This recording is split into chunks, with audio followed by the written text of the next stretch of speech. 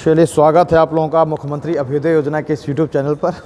जो लोग ऑनलाइन देख रहे हैं और जो ऑफलाइन यहाँ पर लाइव बैठे हुए हैं, उनका भी स्वागत है हमारे इस अभ्युदय योजना के इस मंच पर। आइए आज हम लोग अपना टॉपिक डिस्कस करते हैं, जुडिशरी यानी न्यायपालिका।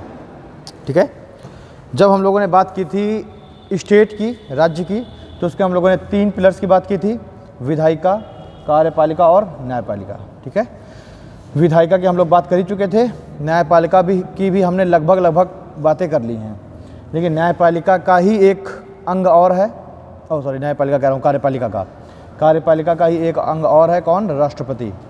ठीक है, तो अभी हमने राष्ट्रपति की बात अभी की नहीं है, इसलिए अभी हमारा कार्यपालिका पूरी तरीके से कंप्लीट नहीं है। जब हम लोग राष्ट्रपति की बात करेंगे तो वो भी बड़ा टॉपिक है, 2-3 दिन चलेगा संभवतः, और उसी समय हम राष्ट्रपति और उपराष्ट्रपति दोनों की बातें करेंगे। क्लियर? और तब से फिर हमारा जो कार्यपालिका है वो कंप्लीट हो जाएगा। अच्छा, विधायिका में भी अगर देखा जाए तो अभी हम लोगों का एक टॉपिक बचा हुआ है, वो टॉपिक है कि जो ये जो सदन है, संसद है, इनकी कार्यवाही से संबंधित है ना, इसमें जो सत्र वगैरह चलते हैं वो सब चीज़ें, तो वो भी अभी थोड़ा बचा हुआ है, उसको भी देखेंगे कभी। तो अभी हम लोग देखते हैं जुडिशरी, न्यायपालिका। तो सबसे पहले तो जो हमने जो न्यायपालिका अपनाई है वो यूनिटरी है या फेडरल है? यूनिटरी, एकात्मक। यूनिटरी और फेडरल दोनों में डिफरेंस क्या है भाई? यूनिटरी मतलब क्या है? एकीकृत है। मतलब कि जो न्यायपालिका है इसके सभी अंग, चाहे वो सुप्रीम कोर्ट देखें, हाई कोर्ट देखें, डिस्ट्रिक्ट कोर्ट देखें, यानी कि नीचे से ऊपर तक पूरी एक हायरार्की है, वो क्या है? आपस में जुड़ी हुई है।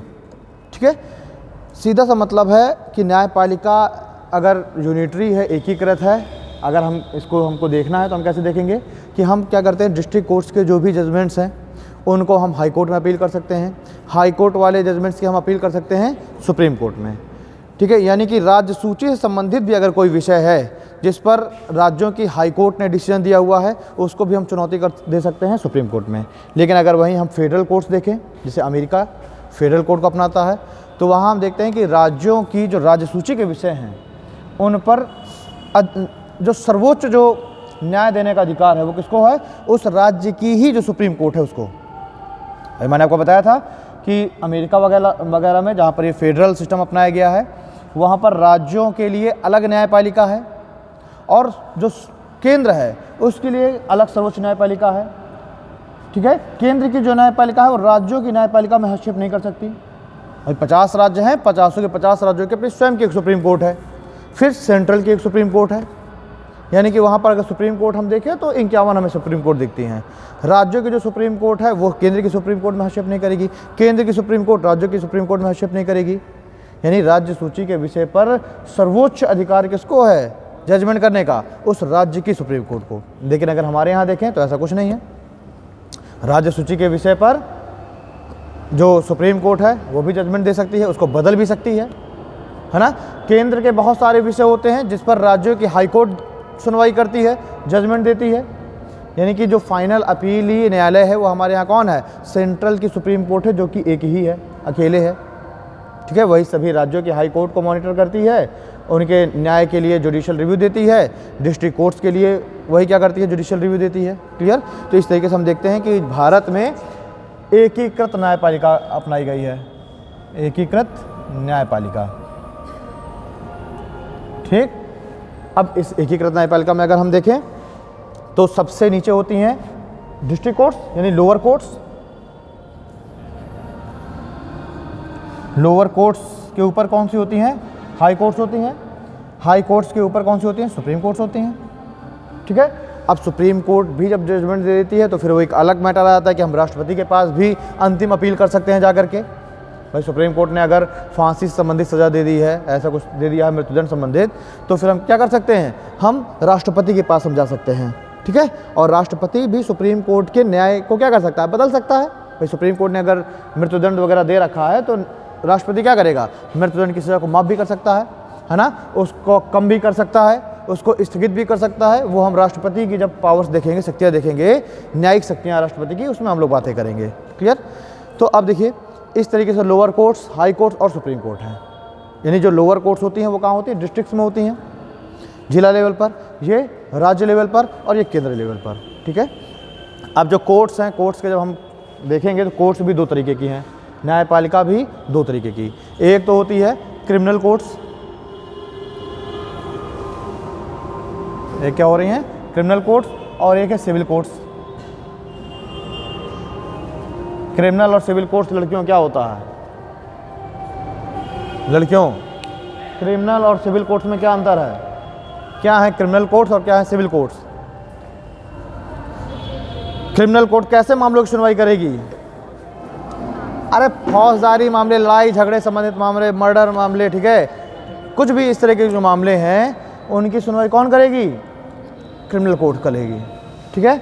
वहीं अगर जो रुपए पैसे संबंधित मामले हैं, रेवेन्यू संबंधित मामले हैं, उनकी सुनवाई कौन करेगी, सिविल कोर्ट करेगी, ठीक है। तो ये फौजदारी, मारपीट, लड़ाई झगड़े, रेप वगैरह, ये सब क्रिमिनल, और बाकी जो पैसे रुपए संबंधित हैं वो सिविल कोर्ट्स, क्लियर। अब देखेंगे जब हम क्रिमिनल कोर्ट्स में देखें तो सबसे ऊपर स्तर पर अगर हम देखते हैं तो होती है मुंसिफ न्यायालय, मतलब सबसे ऊपर कह रहा हूँ मैं, निचले स्तर पर सबसे पहले कौन आएंगी, मुंसिफ न्यायालय आएंगी, मुंसिफ कोर्ट्स। इन्हें मुंसिफ न्यायालय को ही बात चल रही है कि इनको विलेज कोर्ट के रूप में कन्वर्ट कर दिया जाए, ठीक है। मुंसिफ न्यायालय को ही किस में कन्वर्ट कर दिया जाए, विलेज कोर्ट के रूप में, ग्रामीण न्यायालयों के रूप में कन्वर्ट कर दिया जाए, ठीक। मुंसिफ न्यायालयों से फिर जस्ट ऊपर कौन होते हैं, इनसे जस्ट ऊपर होते हैं आपके जूनियर मजिस्ट्रेट, ठीक है, जिसे हम क्या कहते हैं, जूनियर मजिस्ट्रेट।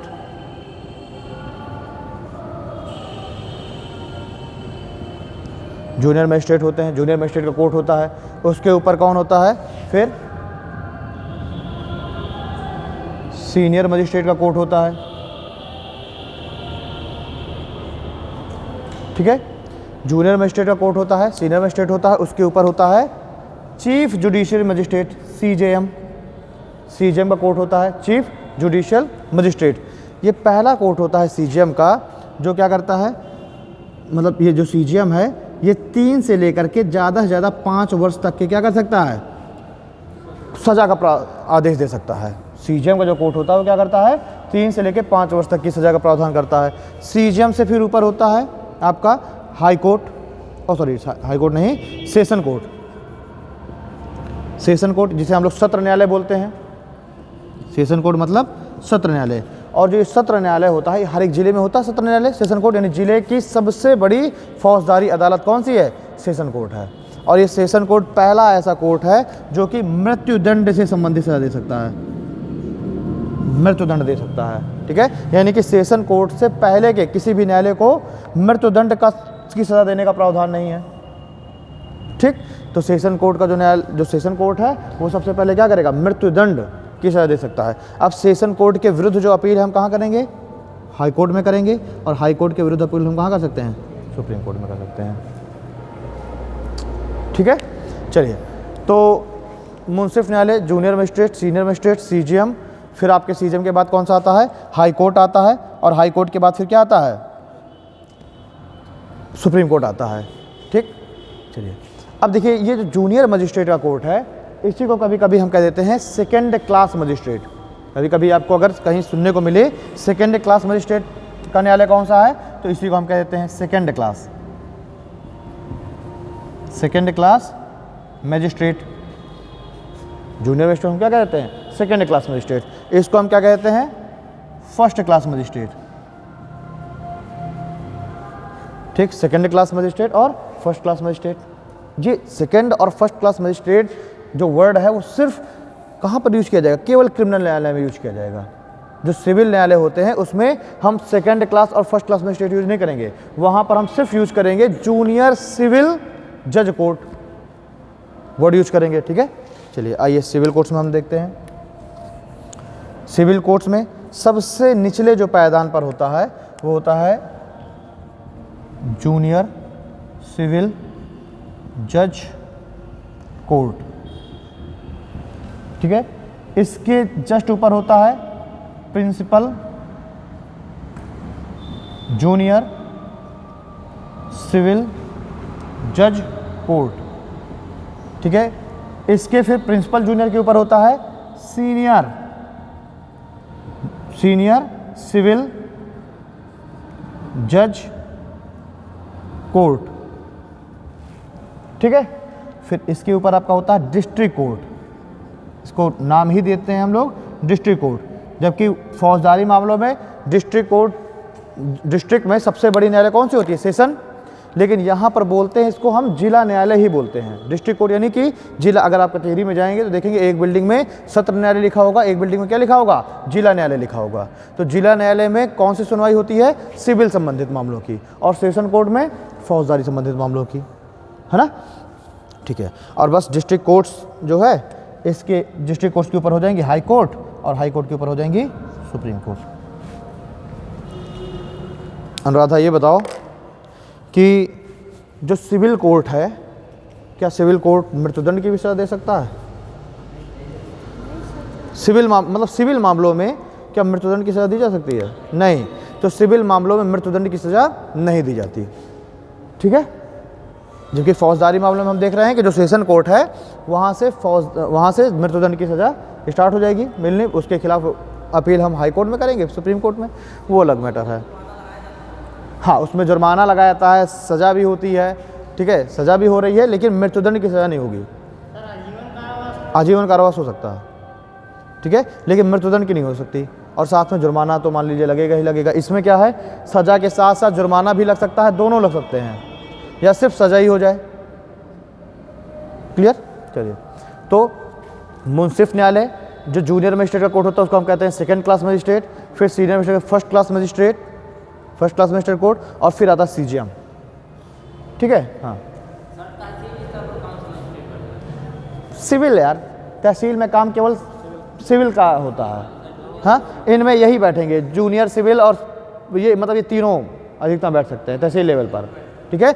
ये आपके तहसील में नहीं बैठते हैं, ये फिर कहाँ बैठेंगे? वो कचहरी में फिरा करके बैठेंगे, ठीक है। चलिए, तो ये तो हो गया जो कोर्ट्स हैं हमारे, उन कोर्ट्सों का वर्गीकरण।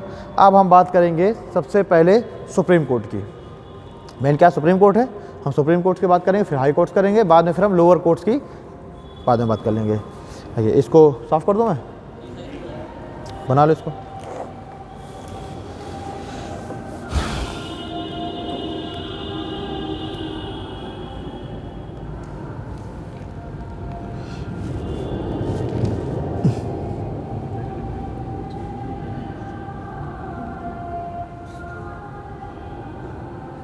वो जो मैंने पहले पॉइंट बताया यूनिटरी, जो इसका वो है, ठीक है, कि एकीकृत न्यायपालिका का गुण है हमारी न्यायपालिका में, उसको भी लिख लेना कि भारत में न्यायपालिका यूनिटरी सिस्टम के तहत काम करती है, एकीकृत न्यायपालिका के सिद्धांत के अनुसार कार्य करती है, ठीक है।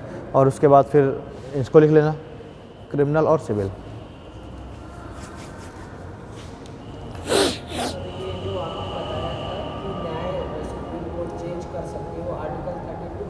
अरे सब आएगा, काहे परेशान हो रहा हो, सब आएगा, आगे आगे ना दौड़ो, सबको साथ में लेके चलो, है ना, सबका साथ सबका विकास।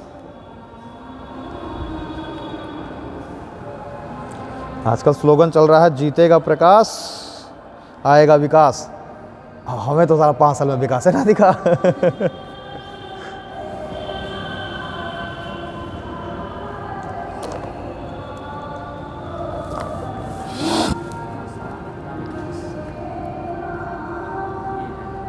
मुंसिफ न्यायालय में लिख लेना कि ये ग्राम न्यायालय में इसको कन्वर्ट करने का विचार चल रहा है।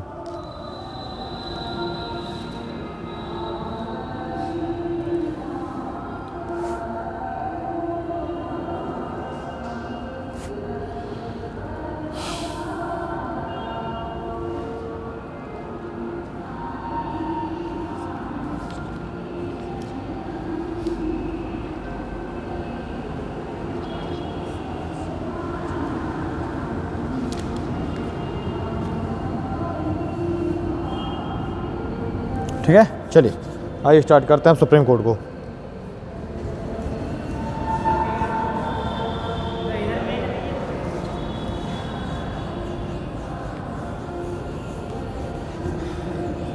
इसको जरूर पॉइंट आउट कर लेना कि सीजीएम कोर्ट पहला न्यायालय होता है जिसको मृत्युदंड तक अधिकतम सजा देने का अधिकार है।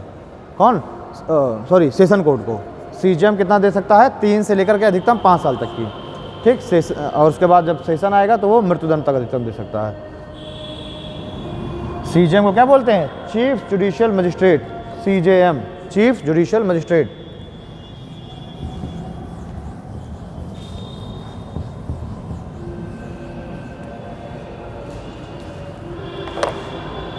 ठीक है जी, चलिए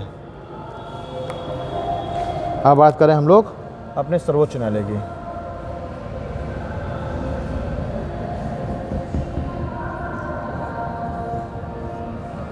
सबसे पहले तो हम लोग इस सर्वोच्च न्यायालय का इतिहास देखते हैं कि कब से आया, कैसे इसका विकास हुआ। ठीक है, तो देखिए 1773 का रेगुलेटिंग एक्ट आया था, मैंने आपको बताया था 1773 में क्या आया? रेगुलेटिंग एक्ट आया। और रेगुलेटिंग एक्ट 1773 के आने के पीछे का कारण क्या था सुमन? 1773 का जो रेगुलेटिंग एक्ट आया था, वो 1773 रेगुलेटिंग एक्ट आने के पीछे का कारण क्या था? कंपनी के जो कर्मचारी थे तो वो काफ़ी भ्रष्टाचार कर रहे थे, उसी की जांच के हेतु कर थे। ठीक है, तो सीधी बात है कि कंपनी क्या हो रही थी, कंपनी बिल्कुल से मतलब उसका जो कंपनी घाटे में जा रही थी, लेकिन उसके जो अधिकारी थे वो बहुत प्रोग्रेस कर रहे थे, वो बढ़िया कमा रहे थे। तो इन सभी चीज़ों को रेगुलेट करने के लिए 1773 का रेगुलेटिंग एक्ट आता है। वॉरेन हेस्टिंग्स बनाए जाते हैं बंगाल के गवर्नर जनरल। ठीक है, अब देखिए इसी 1773 के रेगुलेटिंग एक्ट के तहत ही सुप्रीम कोर्ट की स्थापना का प्रावधान किया गया। ठीक है, तो पहले तो हम देखेंगे कि 1773 के रेगुलेटिंग एक्ट के आधार पर, 1773 का जो रेगुलेटिंग एक्ट आया, इसी 1773 के रेगुलेटिंग एक्ट के ही आधार पर एक सुप्रीम कोर्ट की गठन का प्रावधान किया गया। और इसके आधार पर ही हम देखते हैं कि 1774 में कलकत्ता में एक सुप्रीम कोर्ट का गठन किया जाता है ना। और ये सुप्रीम कोर्ट का गठन इसलिए किया जा रहा है क्योंकि यहाँ पर जो भारत में जो कर्मचारी हैं, अधिकारी हैं कंपनी के, उनके खिलाफ यहाँ पर मुकदमा चलाया जा सके। ठीक, क्योंकि अभी सारा मुकदमा कहाँ जाता था? ब्रिटेन में। तो अब ये हुआ कि भारत में भी उनके खिलाफ सुनवाई की जा सके। तो 1774 में कलकत्ता में एक सुप्रीम कोर्ट की स्थापना की गई। इस सुप्रीम कोर्ट में 4 न्यायाधीश थे, मतलब 4 में से अगर हम देखें तो 1+3 4 न्यायाधीश थे, जिनमें से जो मुख्य न्यायाधीश थे उनका क्या नाम था? एलिजा एम्पे। इसको थोड़ा सा पॉइंट को लिखते हुए चलिए। 1773 के रेगुलेटिंग एक्ट के तहत कलकत्ता में एक सुप्रीम कोर्ट की स्थापना की गई। कलकत्ता में एक सुप्रीम कोर्ट की स्थापना की गई, जिसमें 1773 के रेगुलेटिंग एक्ट के तहत 1774 में कलकत्ता में एक सुप्रीम कोर्ट की स्थापना की गई, जिसमें 1+3 करके लिखना, जिसमें 1+3 जजों की नियुक्ति की गई। ठीक है, chief justice Elijah Impey, chief justice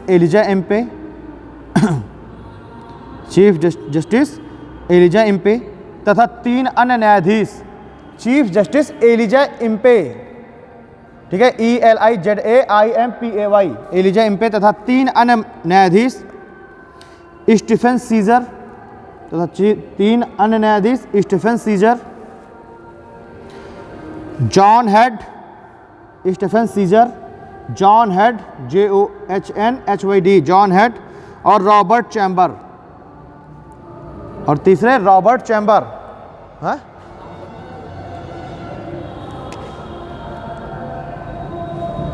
तीन जज की नियुक्ति की गई। कौन कौन से? पहला कौन था?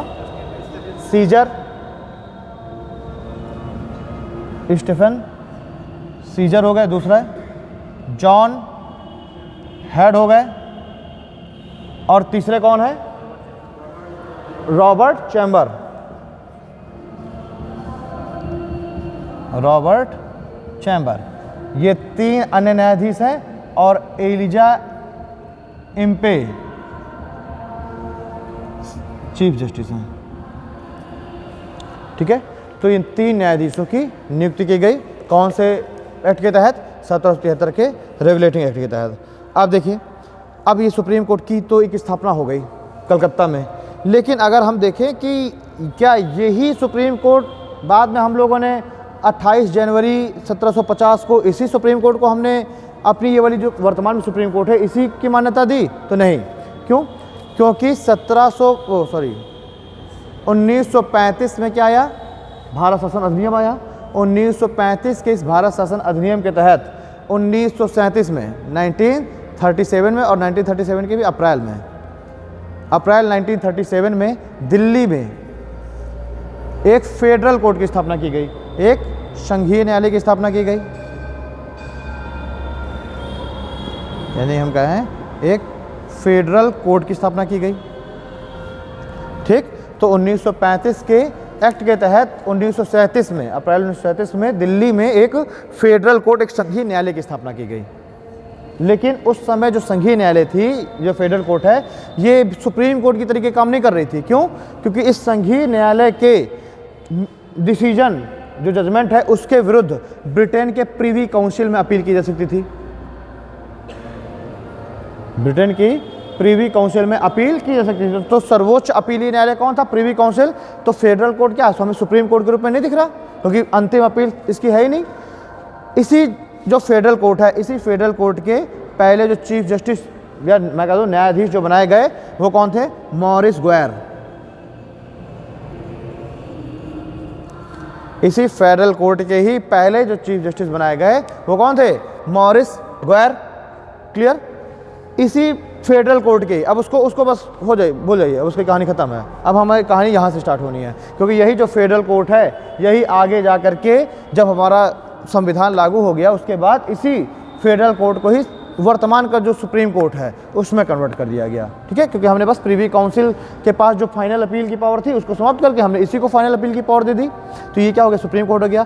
तो इसके जो पहले चीफ जस्टिस थे वो थे मॉरिस ग्वेर, और इसी फेडरल कोर्ट के चौथे, फोर्थ चीफ जस्टिस बने एच.जे. कानिया। एच.जे. कानिया, हरीलाल जे कानिया। ठीक है, तो ये हीरालाल जे कानिया नहीं, हरीलाल जे कानिया है। ठीक है ना, तो हम लोग उसको हीरालाल जे कानिया पढ़ते रहते हैं। तो ये है एच.जे. कानिया। इसी के चौथे, देखिए पहले बने मॉरिस ग्वेर, चौथे बने एच.जे. कानिया। ये पहले इंडियन भी थे। अगर बात किया जाए कि पहले भारतीय न्यायाधीश कौन है इस फेडरल कोर्ट के, तो एच.जे. कानिया। और जब भारत स्वतंत्र हो गया, जब इसी फेडरल कोर्ट को हमने क्या कर दिया? इसी फेडरल कोर्ट का हमने राष्ट्रीयकरण कर दिया, इसको हमने अपनी सुप्रीम कोर्ट घोषित कर दी। तो इन्हीं एच.जे. कानिया को ही हमने अपनी वर्तमान की जो सुप्रीम कोर्ट है, इसी वर्तमान की सुप्रीम कोर्ट के हमने चीफ जस्टिस इन्हीं को हमने बना दिया। ठीक है, तो यही जो है फेडरल कोर्ट के अंतिम चीफ जस्टिस भी हैं, और हमारी वर्तमान की जो सुप्रीम कोर्ट है उसके पहले न्यायाधीश भी हैं एच.जे. कानिया। ठीक है, तो इतना पॉइंट लिख लीजिए। चीफ जस्टिस पहले मॉरिस ग्वेर बनाए गए, और फिर हाँ, चीफ जस्टिस में क्या लिखना है? Maurice Gwyer, GWAYER, Maurice Gwyer, GWAYER, Maurice ग्वेर।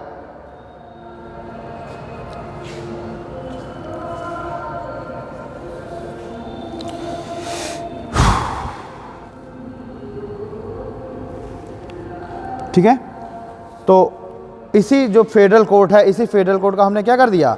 28 जनवरी 1950 में इसी का हमने राष्ट्रीयकरण कर दिया, और यही जो संघीय न्यायालय है ये वर्तमान की सुप्रीम कोर्ट में कन्वर्ट हो गई।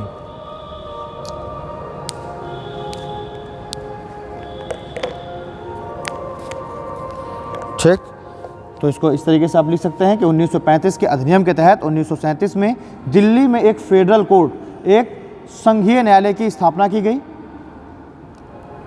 जो कि अंतिम अपीलीय न्यायालय नहीं थी, जो कि अंतिम अपीलीय न्यायालय नहीं थी, जो कि अंतिम अपीलीय न्यायालय नहीं थी, क्योंकि इसके निर्णय के विरुद्ध, ब्रिटेन के प्रीवी काउंसिल में, ब्रिटेन के प्रीवी काउंसिल में अपील की जा सकती थी। ठीक, इस फेडरल कोर्ट के चीफ जस्टिस, इस फेडरल कोर्ट के पहले चीफ जस्टिस मॉरिस गोयर को बनाया गया। इस फेडरल कोर्ट के पहले चीफ जस्टिस मॉरिस गोयर को बनाया गया तथा चौथे एवं पहले भारतीय चीफ जस्टिस एच.जे. कानिया को बनाया गया तथा चौथे एवं पहले भारतीय चीफ जस्टिस एच.जे. कानिया को बनाया गया।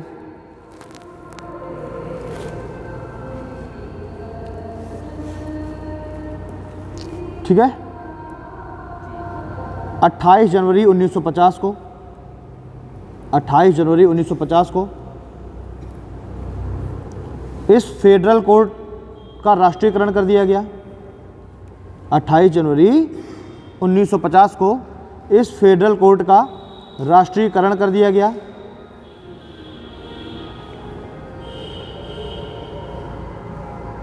और इसी के साथ यह संघीय न्यायालय वर्तमान की सर्वोच्च न्यायालय के रूप में कार्य करने लगी। और इसी के साथ यह संघीय न्यायालय वर्तमान के सर्वोच्च न्यायालय के रूप में कार्य करने लगी। ठीक है। एच.जे. कानिया को ही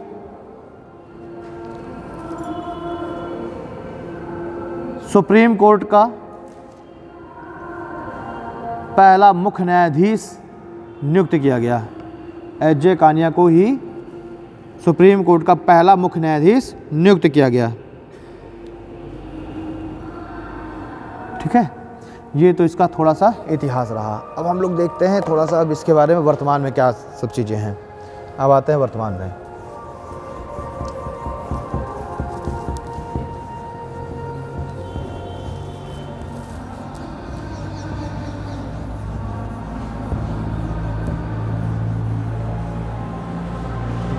सुप्रीम कोर्ट के बारे में जो जिक्र किया गया है हमारे संविधान में, जो प्रावधान है वो किस आर्टिकल से कहाँ तक है? आर्टिकल 124 से लेकर के और आर्टिकल 147 तक में है ना। सुप्रीम कोर्ट के बारे में जो सारा जिक्र है वो आर्टिकल 124 से लेकर के आर्टिकल 147 तक में है। तो इन सभी आर्टिकल्स के बारे में हम लोग अलग अलग जिक्र करेंगे। सबसे पहले हम देखें आर्टिकल 124 का clause 1। Article 124 clause 1। Article 124 clause 1 में जो सुप्रीम कोर्ट है इसका जब क्या किया गया, राष्ट्रीयकरण किया गया, तो उसी समय आर्टिकल 124 क्लॉज 1 में इसमें न्यायाधीशों की जो संख्या है वो डिसाइड की गई। ठीक है। तो आर्टिकल 124 क्लॉज 1 के अनुसार भारत की सुप्रीम कोर्ट में 1+7 जजों की नियुक्ति की गई, प्रावधान किया गया। आर्टिकल 124 क्लॉज 1 में क्या प्रावधान है? मूल रूप से अगर हम देखें, मूल रूप से प्रावधान है कि भारत की सुप्रीम कोर्ट में 1+7 यानी कि 8 जज होंगे, जिसमें से एक चीफ जस्टिस हो गया और 7 अन्य न्यायाधीश हो गए। ये तो कहानी कब की थी? 1950, 28 जनवरी 1950 को ये चीज़ थी। अब क्या किया गया, समय के साथ साथ जैसे जैसे देश में जनसंख्या बढ़ी, मामले बढ़े, वैसे वैसे जजों की संख्या बढ़ाने की भी आवश्यकता महसूस हुई। तो हमने जो है समय समय पर ये जो जजेस हैं इनकी संख्या में हमने बढ़ोतरी की। अब जब हम जजों की संख्या में हम बढ़ोतरी करेंगे तो हमें संशोधन करना पड़ेगा। और संशोधन हम किस आर्टिकल में करेंगे? आर्टिकल 124 क्लॉज 1 में, क्योंकि इसी आर्टिकल 124 क्लॉज 1 में ही तो मूल रूप से 1+7 जजों की बात की गई है। तो सबसे पहले हमने 1956 में 1956 में हमने जजों की संख्या में बढ़ोतरी की और हमने जजों की संख्या कितनी कर दी? बढ़ा के हमने 10 कर दी। ठीक है। फिर हम देखेंगे 1956 के बाद 1960 में हमने फिर संख्या बढ़ाई और संख्या बढ़ा करके हमने कितनी कर दी? 10 से बढ़ा करके हमने कर दी थी 13। ठीक है। फिर इसी तरीके से हम बढ़ाते चले गए। हमने 1977 में हमने बढ़ा करके कर दी 17, 1986 में हमने बढ़ा करके कर दी 26, 1986 में हमने कितनी बढ़ा कर दी? 26। और फिर 2009 में हमने बढ़ाई और संख्या कर दी 31। ठीक। 2009 में संख्या हमने बढ़ा के कर दी 31। इस 31 में एक चीफ जस्टिस और 30 अन्य न्यायाधीश। और सबसे जो लेटेस्ट हमने बढ़ाई इनकी संख्या ये की 2019 में, और इसमें कितनी कर दी? 1+33, मतलब कि 34। तो ये वर्तमान में कितनी है जजों की संख्या? 2019 में हमने बढ़ाई है और कर दी है 1+33। यानी कि अधिकतम जज कितने हो सकते हैं सुप्रीम कोर्ट में? 34। लेकिन अगर हम देखें तो अभी सुप्रीम कोर्ट में 34 जज हैं नहीं, अभी 28 या 29 जज हैं अभी। 34 यही जो ये जजों की जो संख्या है, जो 5 संख्या अभी कम है जजों की, भाई अधिकतम तो 34 हो सकती हैं। अभी जो 5 जज जो कम है, इसीलिए सुप्रीम कोर्ट अभी जब दीपक मिश्रा जी जब थे CJI, तो उन्होंने एक प्रेस कॉन्फ्रेंस की थी और उसमें उन्होंने बताया था कि जो है सुप्रीम कोर्ट में जजों की संख्या बहुत कम है, लेकिन प्रेसिडेंट अपॉइंट नहीं कर रहे, क्योंकि अपॉइंट करने का अधिकार किसको है? प्रेसिडेंट को। प्रेसिडेंट अपने सिग्नेचर से अपॉइंट करेंगे, ठीक है। जो इनका कोलेजियम है, कोलेजियम क्या करता है? सिर्फ नामों का सिलेक्शन करता है। कोलेजियम क्या करता है? अभी आगे हम बात करेंगे कोलेजियम की। तो कोलेजियम सिर्फ नामों का सिलेक्शन करता है, वो नाम लिख करके देगा राष्ट्रपति के पास कि इस व्यक्ति को हम क्या करेंगे, सुप्रीम कोर्ट में हमको अपॉइंट कराना है। अब वो अपॉइंट करेगा प्रेसिडेंट। अब ये पावर प्रेसिडेंट के पास है, और प्रेसिडेंट तो इनडायरेक्टली उसके हाथ में पावर है। पावर किसके हाथ में है? कार्यपालिका के हाथ में है। तो वो प्रधानमंत्री और उसकी काउंसिल ऑफ मिनिस्ट्री जब राष्ट्रपति को बोलेंगे कि पहले इसके नाम में आप सिग्नेचर कर दीजिए, तो उसके नाम में सिग्नेचर कर देगा राष्ट्रपति, है ना। तो हम देखेंगे यही जुडिशरी और एग्जीक्यूटिव के बीच में एक विवाद का भी कारण बना रहता है, क्योंकि देखिए नाम तो दे दिया कोलेजियम ने सिलेक्ट करके, अब उन्हीं नामों को ही अपॉइंट करेगा राष्ट्रपति, अलग से कोई नाम नहीं अपॉइंट कर सकता। लेकिन कब करेगा इसका कोई जिक्र नहीं है। भाई मान लीजिए इस समय 29 है, अभी 5 जज और अपॉइंट हो सकते हैं।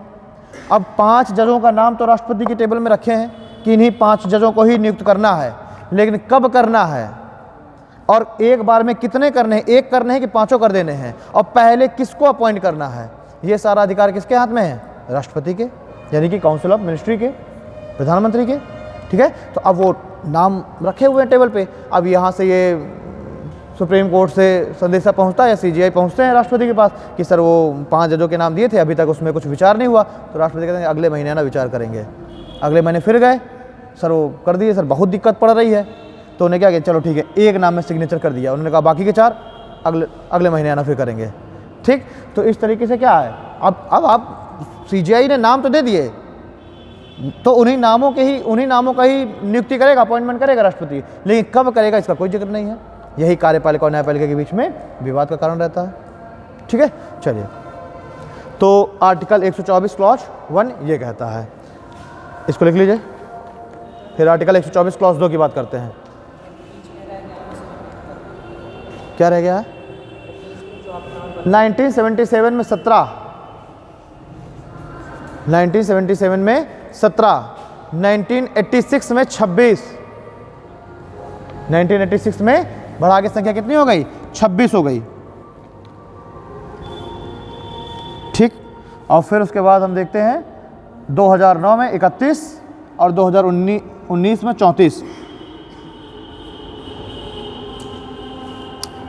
मतलब कि हम क्या कह सकते हैं इसमें कि संसद कानून बनाकर सुप्रीम कोर्ट के जजों की संख्या का निर्धारण करती है, ठीक है। तो आर्टिकल 124 क्लॉज 1 में ये सब लिख लीजिए और फिर लिख लीजिए संसद कानून बनाकर, यानी संसद को अधिकार है, हाँ 86 में 26, फिर सीधे 2009 है, ठीक। एक पॉइंट लिख लेना है, संसद कानून बनाकर सुप्रीम कोर्ट के न्यायाधीशों की संख्या में वृद्धि कर सकती है। संसद कानून बनाकर न्यायाधीशों की संख्या में वृद्धि कर सकती है, ठीक है।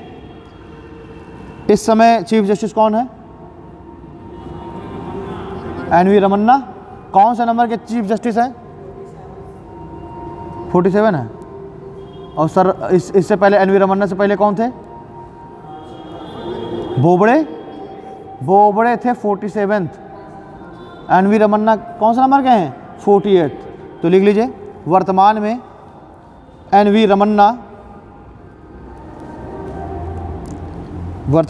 NV रमन्ना ब्रैकेट में लिख लीजिएगा 48th 48वें CJI हैं।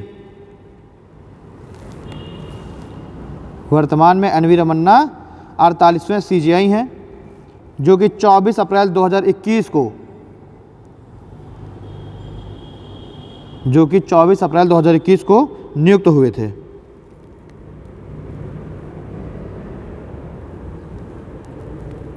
जो कि 24 अप्रैल 2021 को नियुक्त हुए थे। अब प्रेजेंट में है वो, इनका कार्यकाल होता है 65, अभी मैं आगे बताऊंगा ना, ठीक है। अब लिखिए article 124 clause 2, article 124 clause 2। Article जो 124 क्लॉज 2 है, ये इसमें हम लोग इसमें हम देखेंगे कि जो ये सुप्रीम कोर्ट के जो न्यायाधीश हैं, है ना, चाहे वो CJI हो चाहे अन्य न्यायाधीश हो, इनकी नियुक्ति की प्रोसीजर के बारे में। यानी जो आर्टिकल 124 क्लॉज 2 है वो किसकी बात करता है? वो बात करता है सुप्रीम कोर्ट की जो जज हैं उनकी नियुक्ति के संदर्भ में। देख लीजिए आर्टिकल 124 क्लॉज 2 सुप्रीम कोर्ट के जजों की नियुक्ति के संदर्भ में प्रावधान करता है। ठीक, चलिए अब ये जो 124 क्लॉज 2 है इसके बारे में हमें बहुत कुछ पढ़ना है, सारी राम कहानी यहीं पर है। आर्टिकल 124 क्लॉज 2 सुप्रीम कोर्ट के न्यायाधीशों की नियुक्ति के संबंध में प्रावधान करता है, ठीक है ना, अपॉइंटमेंट। बाकी जब 124 क्लॉज 3 पढ़ेंगे तो उसमें हम देखेंगे इनकी क्वालिफिकेशन देखेंगे और इनका कार्यकाल देखेंगे। 124 क्लॉज 3 में उसमें दो चीज़ें हम देखेंगे, एक तो इनका क्वालिफिकेशन देखेंगे और दूसरा हम देखेंगे कार्यकाल की बात करेंगे वहीं पर। पहले हम देख लेते हैं 124 क्लॉज 2 को। इसमें हमने देख लिया कि सुप्रीम कोर्ट के जो जज हैं उनकी नियुक्ति के संबंध में प्रावधान है। तो देखिए अगर हम बात करें तो 1973 तक, जब से सुप्रीम कोर्ट की स्थापना हुई तब से लेकर 1973 तक जो चीफ जस्टिस ऑफ इंडिया होता था उसकी जो नियुक्ति है उसके संदर्भ में क्या चल रहा था? एक ट्रेडिशन चल रहा था, एक ट्रेडिशन चला आ रहा था। ट्रेडिशन को क्या कहेंगे हिंदी में? परंपरा। ये परंपरा ये चली आ रही थी कि जो भी सुप्रीम कोर्ट में सबसे वरिष्ठ न्यायाधीश होगा वही क्या हो जाएगा? वही चीफ जस्टिस ऑफ इंडिया बन जाएगा। ठीक, इसके बारे में कोई भी स्पष्ट कोई उल्लेख नहीं है कि चीफ जस्टिस ऑफ इंडिया किसको बनाया जाएगा। ये एक ट्रेडिशन चला रहा था, परंपरा, कि जो भी इन सभी 34 जजों में सबसे जो वरिष्ठ होगा वही क्या बन जाएगा? चीफ जस्टिस ऑफ इंडिया बन जाएगा। पहली बार इस परंपरा का जो उल्लंघन किया गया वो हुआ 1973 में। ठीक, पहली बार इस परंपरा का उल्लंघन कब किया गया? 1973 में। तो 1973 में एक बहुत ही चर्चित एक केस आया था। कौन सा? केशवानंद भारती केस, जिसमें सबसे बड़ी अब तक की बेंच बैठी 13 जजों की बेंच, और उस 13 जजों की बेंच ने क्या किया? उसमें डिसीजन दिया, जिसमें से जो 7 जज थे उन्होंने डिसीजन दिया सरकार के विपक्ष में और 6 जजों ने डिसीजन दिया सरकार के पक्ष में। तो अब 1973 में उस समय सरकार किसकी थी? इंदिरा गांधी की। तो इंदिरा गांधी की सरकार ने पहली बार सुप्रीम कोर्ट के जो चीफ जस्टिस ऑफ इंडिया है इसके जो ये परंपरा चली आ रही थी, ट्रेडिशन चला रहा था, उस ट्रेडिशन को तोड़ा और इन्होंने क्या किया? वो ऐसे जज जो कि सरकार के अपोजिशन में वोट दिए थे, विरुद्ध डिसीजन दिए थे, तो एक्चुअली में वो 3 जज ही क्या थे? प्रियोरिटी में ज़्यादा ऊपर थे। प्रियोरिटी में कौन ज़्यादा ऊपर थे? एक तो सैलेट हो गए, ठीक है, दूसरे हेगड़े और तीसरे ग्रोवर। ये 3 जो है जो सैलेट थी ये सबसे ऊपर थे प्रियोरिटी में, यानी कि सबसे वरिष्ठ ये थे। दूसरे नंबर पर कौन थे? हेगड़े, और तीसरे नंबर पर ग्रोवर। तो या तो वो सैलेट बन जाते या तो हेगड़े या फिर ग्रोवर, लेकिन इंदिरा गांधी जी ने क्या किया? इन तीनों को ना बना करके और किसको बना दिया? A.N. रे को, आदित्यनाथ रे। ठीक है, तो A.N. रे को चीफ जस्टिस, ये चौथे नंबर पे थे। A.N. रे, ठीक है, आदित्यनाथ रे ये चौथे नंबर पे थे। तो चूंकि उन्होंने, आदित्यनाथ रे ने क्या किया था? उन्होंने सरकार के पक्ष में डिसीजन दिया था। ठीक, तो 1773 में हमने देखा कि पहली बार 1973 में पहली बार इस ट्रेडिशन का उल्लंघन किया गया। और उल्लंघन क्यों किया गया? केशवानंद भारती केस के जजमेंट में। ठीक ना, तो इसमें जजमेंट 13 जजों की बेंच बैठी थी, 7 एक तरफ थे और 6 एक तरफ थे। और ये जो ये तीनों हैं, जो सैलेट हैं, हेगड़े हैं और ग्रोवर हैं, इन तीनों ने क्या किया था? ये इधर 7 वाले में थे। और जो आदित्यनाथ रे हैं, A.N. रे, ये सरकार की तरफ वाले में हैं। तो इन तीनों की वरिष्ठता का उल्लंघन करके, इनको उसको नज़रअंदाज करके और A.N. रे को क्या कर दिया गया? चीफ जस्टिस ऑफ इंडिया बना दिया गया। ठीक है, इसी के बाद हम देखेंगे कि तुरंत जो है हेगड़े त्यागपत्र दे देते हैं, मतलब ये तीनों ही त्याग दे देते हैं। हेगड़े भी इनमें से त्यागपत्र दे देते हैं। और फिर आगे हम देखेंगे 1977 में यही हेगड़े लोकसभा से सांसद बनेंगे। ठीक है ना, पहले राज्यसभा में सांसद थे ये, फिर ये सुप्रीम कोर्ट में पहुंच गए, और फिर जब ये रिजाइन दिए तो 1977 में फिर से लोकसभा के सांसद बन गए। तो ये क्वेश्चन इनको हेगड़े को याद रखना, ठीक है ना। हेगड़े क्या है, राज्यसभा के भी सांसद रहे, सुप्रीम कोर्ट में जज भी रहे और उसके बाद लोकसभा में भी सांसद हुए 1977 में, 1970 में, ठीक है। तो पहली बार वरिष्ठता का यहाँ पर उल्लंघन किया जाता है इंदिरा गांधी की सरकार द्वारा और इसमें A.N. रे चीफ जस्टिस बन जाते हैं। फिर ठीक आगे कहानी चली 1977 में, 1977 में एक बार फिर से इस वरिष्ठता के क्रम का उल्लंघन किया गया, ठीक। और इस समय जो चीफ जस्टिस बनने के प्रायोरिटी में आगे थे वो थे H.R. खन्ना। देखिए अब इसके पीछे की भी मैं कहानी बताऊं। यहाँ पर तो आप लोग समझ में आ गए कि क्या कहानी थी कि वरिष्ठता का उल्लंघन किया गया। केशवानंद भारती केस का डिसीजन 1975 में हम सभी को पता है क्या लगा था, इमरजेंसी। इमरजेंसी किसने लगाई थी, इंदिरा गांधी जी ने। इंदिरा गांधी जी ने इमरजेंसी जो लगाने का आधार है वो भी क्या था, क्योंकि इनको जो है 1975 में इनको चुनाव लड़ने से रोक लगा दी थी इलाहाबाद हाई कोर्ट ने। इलाहाबाद हाई कोर्ट ने क्या कहा था कि इन्होंने अपने चुनाव में जो सरकारी मशीनरी है उसका अपना निजी उसमें प्रयोग किया, निजी प्रचार प्रसार में। भाई आप सरकारी मशीनरी का प्रयोग आप चुनाव लड़ने के लिए नहीं कर सकते ना, चाहे वो गाड़ियाँ हो उसकी, चाहे वो पैसा हो, कुछ भी हो, ठीक है, चाहे पावर हो। तो इलाहाबाद हाई कोर्ट ने उनके ऊपर एक आरोप लगाया कि इंदिरा गांधी जी ने क्या किया है, अपने निजी चुनाव में सरकारी मशीनरी का प्रयोग किया है, सरकारी संसाधनों का, और इसके आधार पर 6 सालों के लिए इनके ऊपर प्रतिबंध लगा दिया इलाहाबाद हाई कोर्ट ने, ठीक। ये तुरंत चली गई कहाँ, सुप्रीम कोर्ट। सुप्रीम कोर्ट में इनको मिल गया स्टे, और जैसे ही इनको स्टे मिला इन्होंने तुरंत क्या किया, इन्होंने इमरजेंसी घोषित करा दी, इमरजेंसी लगवा दी, ठीक है। हाँ, इन्होंने इमरजेंसी लगवा दी, और जब इमरजेंसी लग गई तो अब जो है चुनाव तो बढ़ते ही चले जाएंगे। हम देख रहे हैं लोकसभा हर बार बढ़ा ले जाएंगे, कोई दिक्कत नहीं है। जब 1977 में जब इमरजेंसी ख़त्म की गई, ठीक, तो एक मुकदमा आया सुप्रीम कोर्ट में, और वो मुकदमा था ADM जबलपुर केस नाम से, ठीक है। ADM जबलपुर केस नाम से मुकदमा था। वो उसने क्या किया था कि किसी व्यक्ति को गलत ढंग से गिरफ्तार करके रखा गया था इमरजेंसी के दौरान, ठीक है। तो एक मुकदमा आया ADM जबलपुर वर्सेस भारत संघ केस।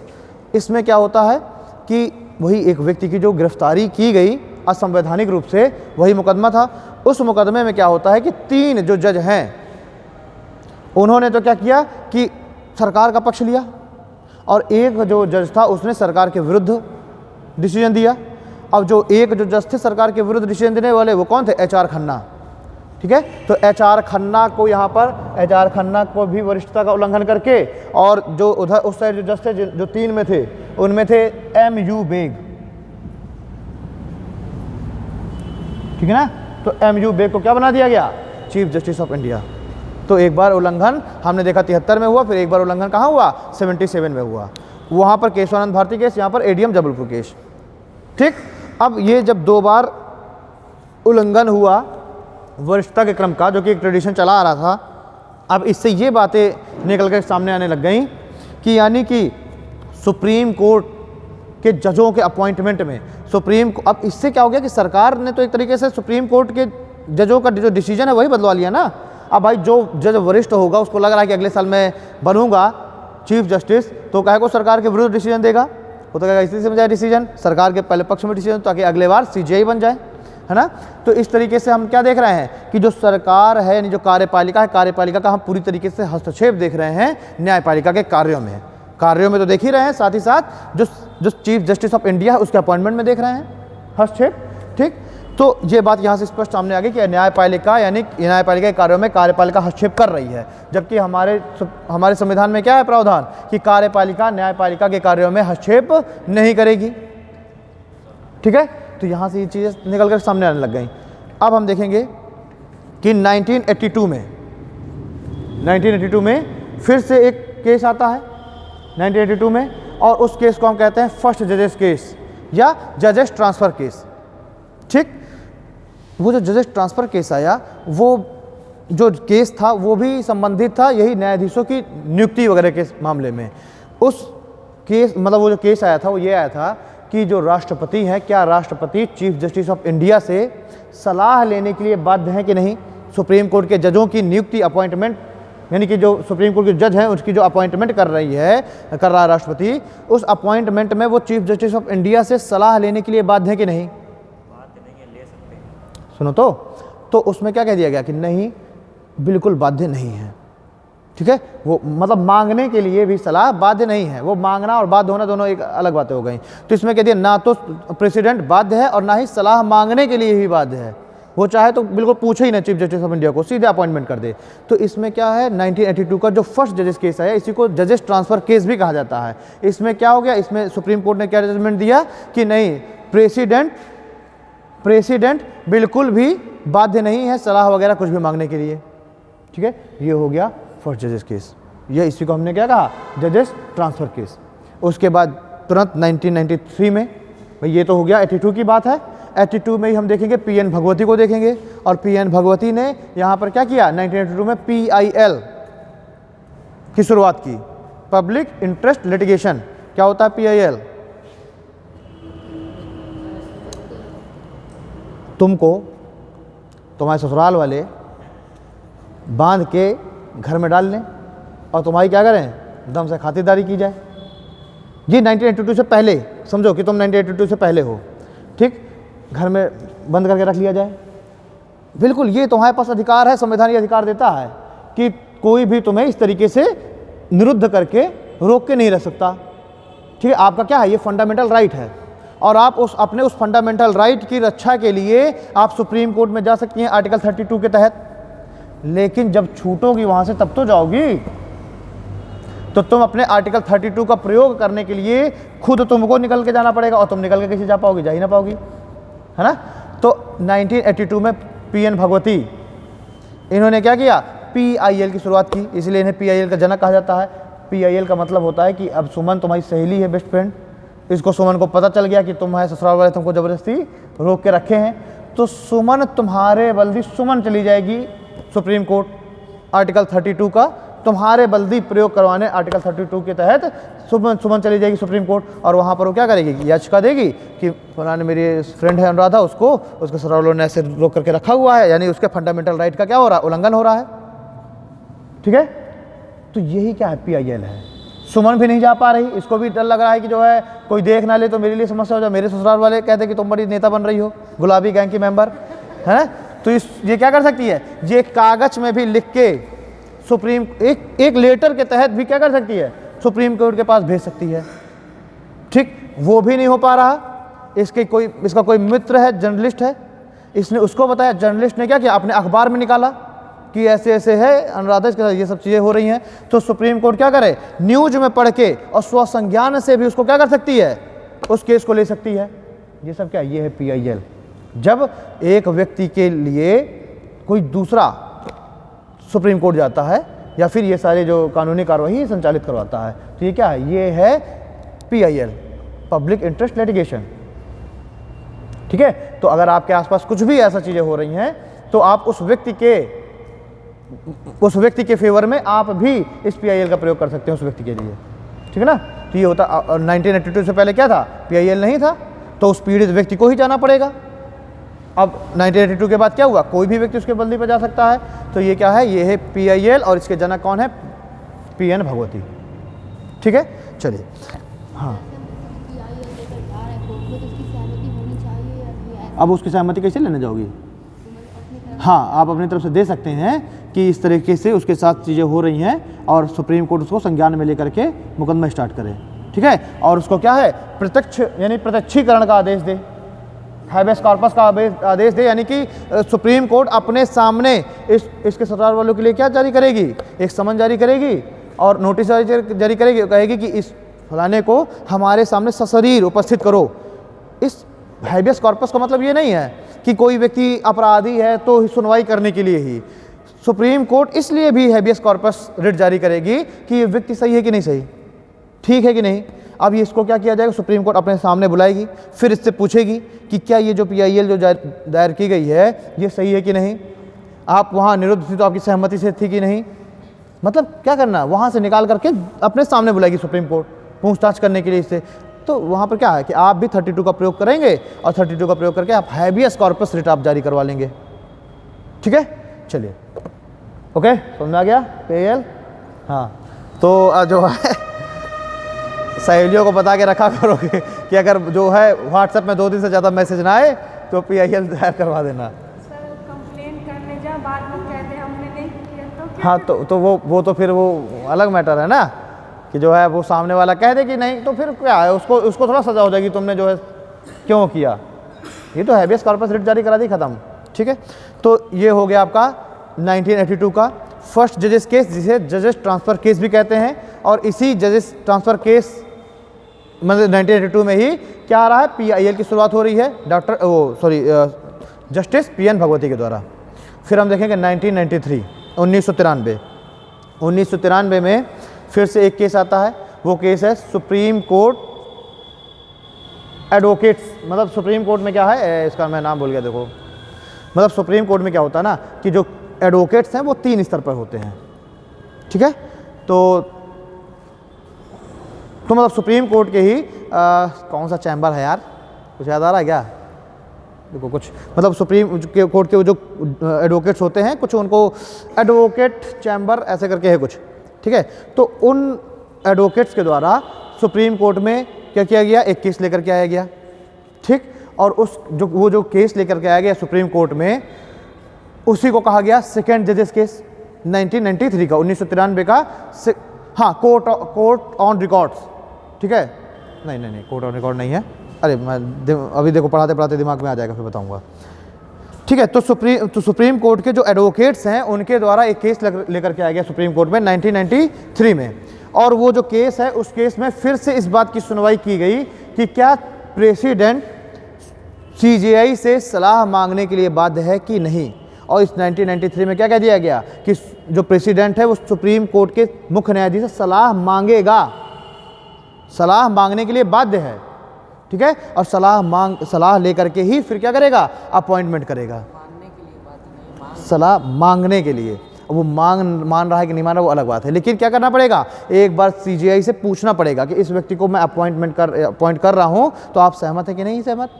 ठीक है, तो सलाह मांगने के लिए बाध्य है राष्ट्रपति। कब से आया है, 1993 में। इसी को क्या कहा गया, सेकेंड जजेस केस कहा गया। ठीक है, चलिए अब ये जो सेकेंड जजेस केस है, इसमें एक चीज़ और निकल के सामने आई। ये हुआ कि राष्ट्रपति अगर उससे सलाह मांग रहा है CJI से, तो ये नहीं कि CJI अकेले ही सलाह दे देगा, CJI भी क्या करेगा, सुप्रीम कोर्ट के 2 वरिष्ठ न्यायाधीशों को बुलाएगा। 3 लोगों की एक पैनल बनेगी, CJI और 2 वरिष्ठ न्यायाधीश सुप्रीम कोर्ट के। और ये 3 लोग क्या करेंगे, ये 3 लोग बहुमत के आधार पर, जो जैसे कि उसमें हाँ या ना में, जिसमें 2 लोग एग्री हो जाएं, ठीक, चाहे हाँ में या ना में, उस सलाह में जो भी बहुमत हो जाएगा उसके आधार पर राष्ट्रपति को क्या दी जाएगी, सलाह दी जाएगी। यानी कि यहाँ पर हमें पहली बार कोलेजियम जैसी एक सामने आई एक प्रक्रिया। लेकिन अभी एक कोलिजियम नहीं है जो वर्तमान का कोलिजियम है, इसमें क्या, इसमें एक कमेटी बन रही है CJI प्लस 2 वरिष्ठ न्यायाधीशों को मिला करके, और ये 3 लोग ही क्या करेंगे, बहुमत के आधार पर प्रेसिडेंट को एडवाइस देंगे, सलाह देंगे। ठीक है, 1993 का सेकंड जजेस केस। अब इसी को थोड़ा सा और आगे बढ़ाया गया, कब, 1998 में। 1998 में आता है थर्ड जजेस केस। उस थर्ड जजेस केस में क्या कहा गया कि प्रेसिडेंट वो जो CJI है उससे सलाह मांगने के लिए बाध्य है, और जो CJI है, अब सुप्रीम कोर्ट में क्या किया जाएगा, एक कोलिजियम का गठन किया जाएगा। ठीक है, सुप्रीम कोर्ट में एक कोलिजियम का गठन किया जाएगा, और ये जो कोलिजियम है उस कोलिजियम में एक मुख्य न्यायाधीश तो है ही, प्लस 4 वरिष्ठ न्यायाधीश होंगे, यानी कि टोटल 5 सदस्य होंगे, और 5 सदस्यों को मिलाकर एक कोलिजियम बनाया जाएगा, और ये कोलिजियम ही अब प्रेसिडेंट को क्या करेगी, एडवाइस देगी, सलाह देगी। और इस तरह हम देखते हैं कि 1998 में हमें कोलिजियम दिखाई देता है। ठीक है, अब फिर ये कोलिजियम अपना काम कर रहा है। ठीक है, 2002 में पहली बार ये डिमांड उठी कि कोलिजियम के स्थान पर एक जुडिशियल अपॉइंटमेंट कमेटी का गठन किया जाए। 2002 में ये बात उठी कि 2002 में बात उठी कि कोलिजियम के स्थान पर एक जुडिशियल अपॉइंटमेंट कमेटी JAC का गठन किया जाए, और ये अब राष्ट्रपति कोलिजियम की सलाह ना मांगे, राष्ट्रपति सलाह मांगे इस जुडिशियल अपॉइंटमेंट कमेटी की। अपॉइंटमेंट यानी कि नियुक्ति, वो नामों को शामिल करना वो अलग मैटर है, अपॉइंटमेंट। ठीक है, JAC का गठन किया जाए, 2002 में बात आई। लेकिन ये क्या है, ये बिल जो है का पड़ा रहा, जाकर के ये बिल जाके पास होता है दिसंबर 2014 में। ठीक है, दिसंबर 2014 में बिल पास हो जाता है जेएसी गठन का, और इसी के आधार पर जनवरी 2015 में नेशनल जुडिशियल अपॉइंटमेंट कमेटी का गठन किया जाता है, एनजेएसी का गठन किया जाता है, नेशनल जुडिशियल अपॉइंटमेंट कमेटी का। और ये जो एनजेएसी है इसमें 6 मेंबर शामिल किए जाते हैं। ठीक, एनजेएसी में क्या किया गया, 6 मेंबर शामिल किया गया है। कौन कौन, एक तो चीफ जस्टिस हो गया, 2 वरिष्ठ न्यायाधीश हो गए सुप्रीम कोर्ट के, प्लस 1 विधि मंत्री। देखिए कार्यपालिका का भी आदमी घुस गया इसमें, कार्यपालिका का भी आदमी घुस गया ना, विधि मंत्री वो तो कार्यपालिका का आदमी है ना, तो एक विधि मंत्री भी घुस गया, और प्लस 2 ऐसे लोग होंगे जो विधि के विशेषज्ञ होंगे, विधि के ज्ञाता। ठीक, और ये जो विधि के ज्ञाता कौन होंगे, जो राष्ट्रपति के नज़रों में जो विधि के ज्ञाता, राष्ट्रपति को लगे कि ये कानून का अच्छा जानकार है, हाँ, उसको राष्ट्रपति क्या करेगा, राष्ट्रपति उसको अपॉइंट कर देगा उस एनजेएसी में। तो इस एनजेएसी में क्या है, 6 मेंबर हैं, सीजीआई, 2 वरिष्ठ न्यायाधीश सुप्रीम कोर्ट के, 1 विधि मंत्री और 2 विधि के ज्ञाता, और किसके नज़रों में, राष्ट्रपति के नज़रों में। ठीक है, अब राष्ट्रपति की नज़रों में कोई व्यक्ति अगर विधि का ज्ञाता है तो इसके लिए भी कहा गया कि इसके लिए भी क्या बनाया जाएगा, एक कमेटी बनाई जाएगी जो ऐसे 2 लोगों का चुनाव करेगी। ठीक है, क्या कहा गया कि एक ऐसी कमेटी बनाई जाएगी जो इन 2 लोगों का चुनाव करेगी, और चुनाव करके फिर राष्ट्रपति को नाम देगी कि लीजिए यही है अब आपकी नज़रों में विधि के ज्ञाता। ठीक है, और वो विधि के ज्ञाता का जो चुनाव करने के लिए भी एक 3 सदस्यीय कमेटी बनाई गई। 6 सदस्यीय कमेटी तो एनजेएसी थी, अभी मैं लिखवा दूंगा, टेंशन नहीं लेना, वो सर दबाने लगा अपना।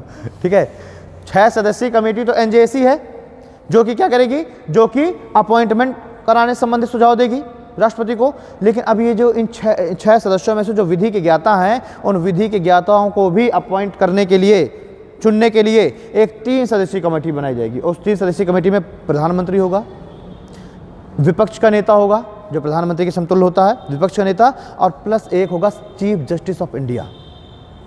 ठीक है ना, 3 लोगों की कमेटी, प्रधानमंत्री, विपक्ष का नेता और चीफ जस्टिस ऑफ इंडिया, ये 3 लोग मिलकर के उन 2 विधि के ज्ञाताओं को चुनेंगे और फिर राष्ट्रपति को नाम दे देंगे कि इन लोगों को आप क्या कर दीजिए, एनजेएसी में अपॉइंट कर दीजिए। इसका गठन हो गया एनजेएसी का जनवरी 2015 में। लेकिन फिर अक्टूबर 2015 में ही एक संवैधानिक पीठ का गठन किया गया। इस संविधान की कोई अगर प्रावधान है उसको वो करने के लिए, उसकी जांच करने के लिए क्या किया जाता है, संविधान पीठ का गठन किया जाता है। एक संविधान पीठ का गठन किया गया, और संविधान पीठ का गठन किया गया, उसमें जो हेड बनाए गए, जो अध्यक्ष बनाए गए, वो थे जस्टिस जे.एस. खेहर। ठीक है ना, जस्टिस जे.एस. खेहर को क्या बनाया गया, उस संवैधानिक पीठ का अध्यक्ष बनाया गया, और कहा गया कि ये जो एनजेएसी जो गठित हुई है, इसकी आपको क्या करनी है, जांच करनी है। अब जब जे.एस. खेहर ने जब अपनी रिपोर्ट दी तो उन्होंने क्या कहा कि जो एनजेएसी है ये तो सीधे से संविधान का उल्लंघन करती है, असंवैधानिक है। पूछा गया क्यों, तो उन्होंने कहा कि हमारे संविधान में स्पष्ट रूप से लिखा है कि कार्यपालिका न्यायपालिका के कार्यों में हस्तक्षेप नहीं करेगी, और जो आपने एनजेएसी का गठन किया है उसमें जो विधि मंत्री है उसका पद क्या है, वो कार्यपालिका का आदमी है ना। और जब वो कार्यपालिका का, अच्छा 6 लोगों को वीटो पावर भी दी गई थी, एनजेएसी के 6 सदस्यों के पास क्या थी, वीटो पावर थी। तो कहा गया कि अगर मान लीजिए 5 अगर सहमत हो जाएं और अगर सरकार सहमत नहीं है तो विधि मंत्री क्या कर लेगा, वीटो कर देगा। वीटो कर देगा तो अपॉइंटमेंट हो नहीं पाएगा। तो कहा गया कि ये जो विधि मंत्री का पद है ये क्या है, ये असंवैधानिक है, ये न्यायपालिका में क्या कर रहा है, सीधा सा हस्तक्षेप कर रहा है।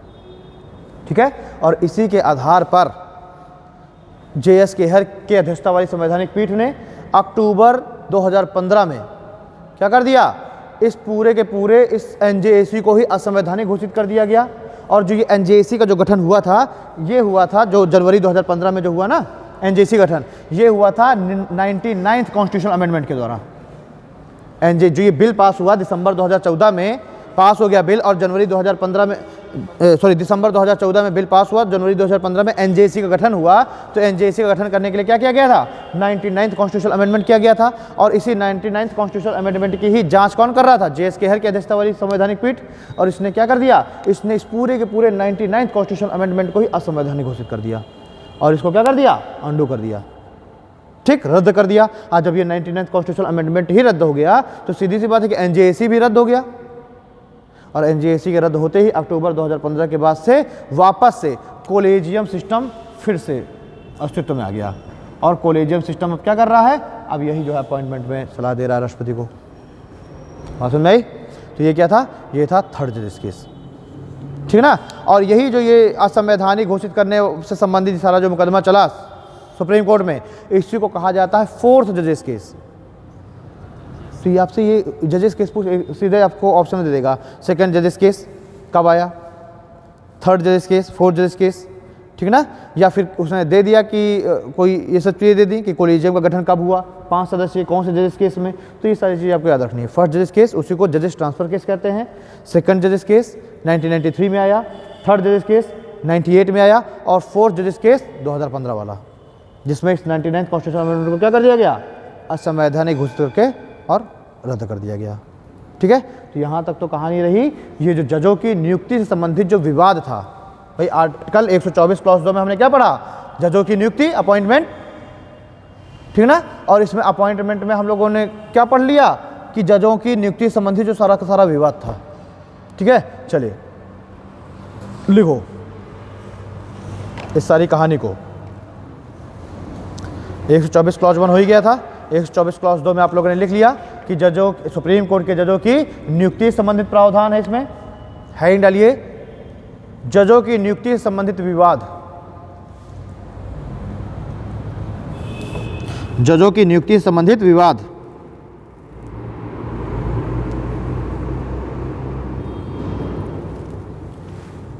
ठीक, लिखिए 28 जनवरी 1950 से लेकर 28 जनवरी 1950 से लेकर 1973 तक 1973 तक यह परंपरा थी कि सुप्रीम कोर्ट का सबसे वरिष्ठ न्यायाधीश, सुप्रीम कोर्ट का सबसे वरिष्ठ न्यायाधीश ही सीजेआई बनेगा,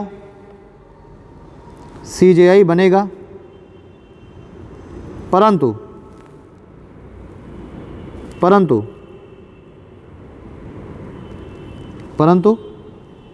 1973 में पहली बार, परंतु 1973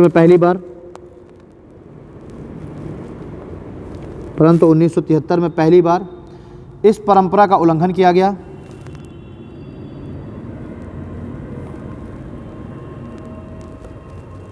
ठीक है, परंतु 1973 में इस परंपरा का उल्लंघन किया गया और इसमें justice select SHELET justice select Hegde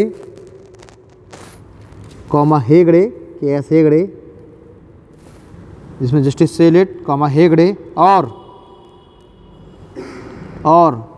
A.N. Grover की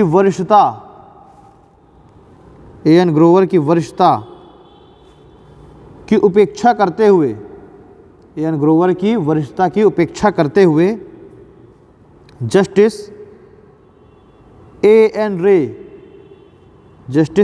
रे आदित्यनाथ रे नाम था इनका, जस्टिस A.N. रे को मुख्य न्यायाधीश नियुक्त कर दिया गया।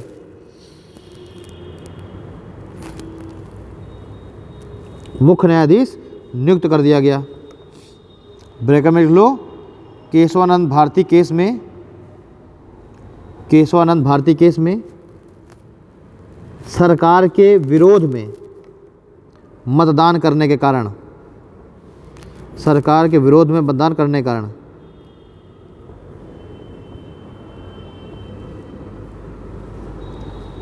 ठीक।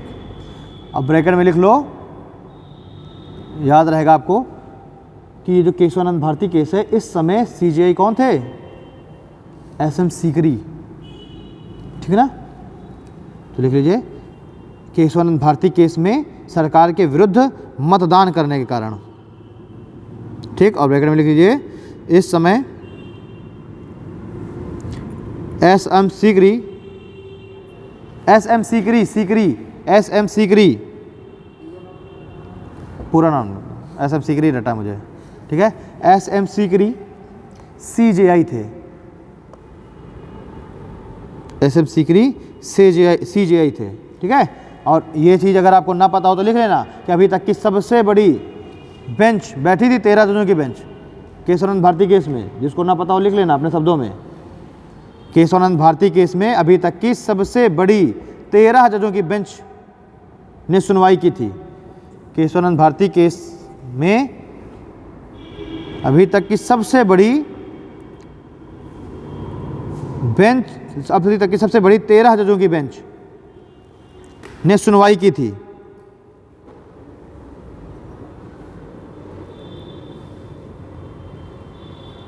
ठीक है, चलिए अगला पॉइंट लिखिए।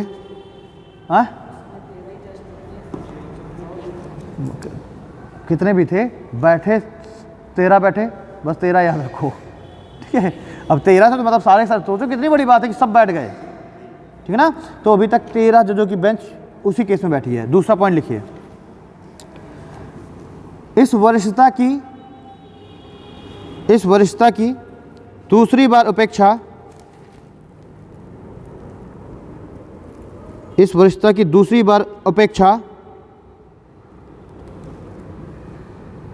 1982 में, 1997 में,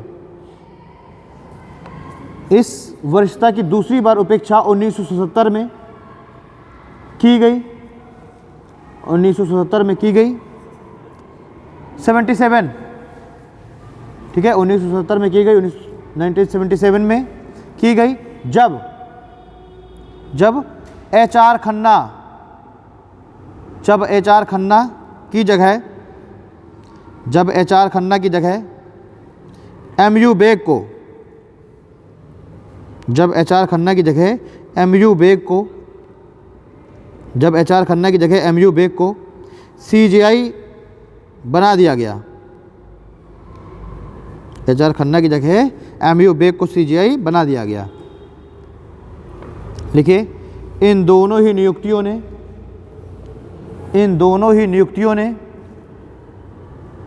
न्यायाधीशों की, इन दोनों ही नियुक्तियों ने न्यायाधीशों की नियुक्ति में, इन दोनों ही नियुक्तियों ने न्यायाधीशों की नियुक्ति में कार्यपालिका के वर्चस्व को, कार्यपालिका के वर्चस्व को न केवल स्थापित किया, कार्यपालिका के वर्चस्व को न केवल स्थापित किया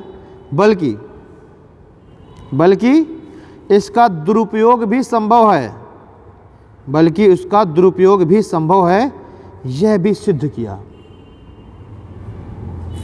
बल्कि इसका दुरुपयोग भी संभव है, यह भी सिद्ध किया।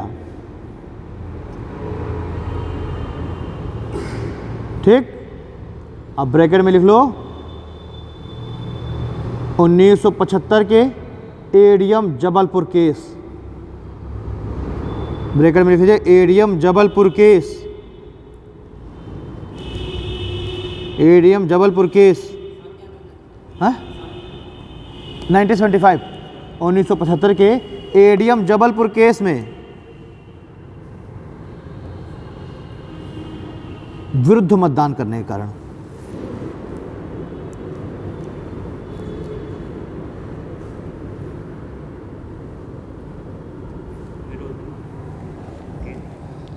ठीक है, एडीएम जबलपुर केस में विरुद्ध में मतदान करने के कारण, ठीक है।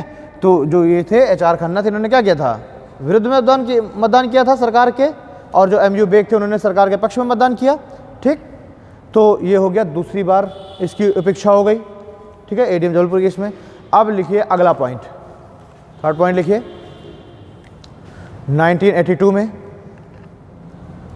अगला पॉइंट लिखिए 1982 में SP गुप्ता केस, 1982 में SP Gupta case, SP Gupta 1982 में SP गुप्ता केस, जिसे फर्स्ट जजेस केस, 1982 में SP गुप्ता केस, जिसे फर्स्ट जजेस केस तथा जजेस ट्रांसफ़र केस के नाम से भी जाना जाता है, के नाम से भी जाना जाता है, के नाम से भी जाना जाता है, कॉमा करके लिखिए, कॉमा में, के नाम से भी जाना जाता है में, सर्वोच्च न्यायालय ने स्थापित किया, सर्वोच्च न्यायालय ने स्थापित किया कि न्यायाधीश की नियुक्ति में, कि न्यायाधीशों की नियुक्ति में राष्ट्रपति, न्यायाधीशों की नियुक्ति में राष्ट्रपति मुख्य न्यायाधीश से, राष्ट्रपति